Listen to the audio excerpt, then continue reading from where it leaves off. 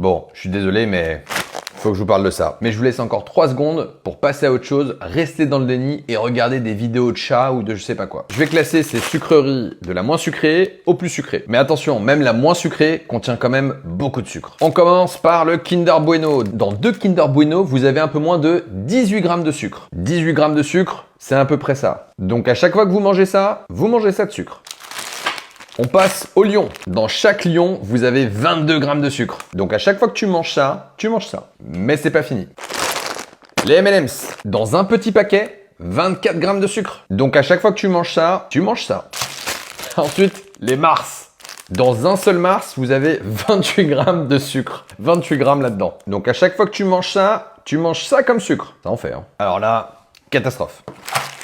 Dans 2 Bounty, tu as 34 grammes de sucre. 34 grammes dans un Bounty. Donc à chaque fois que tu manges ça, tu manges tout ça. Je suis tellement choqué que je revérifie pour être certain de ne pas me tromper. Et puis le dernier. Alors il est un peu hors catégorie parce que ça va dépendre de la quantité que vous allez en manger. Moi à titre personnel, si je commence à en manger un, je peux terminer le paquet. C'est pour ça que j'en achète pas.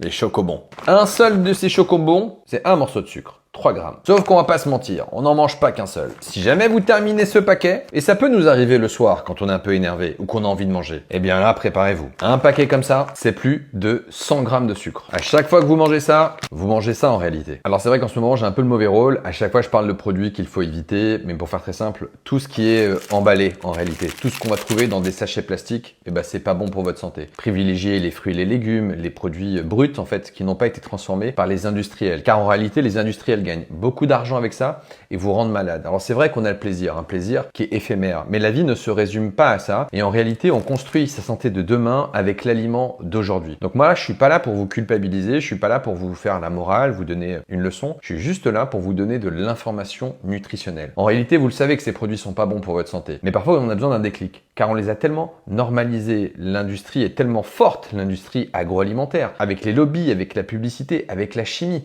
qu'ils ont réussi à normaliser la malbouffe. Mais moi, mon rôle en tant que médecin, c'est pas de vous faire la morale, c'est de vous donner de l'information. Une information libre, éclairée, moi j'ai pas de conflit d'intérêt, et après, vous faites évidemment ce que vous voulez.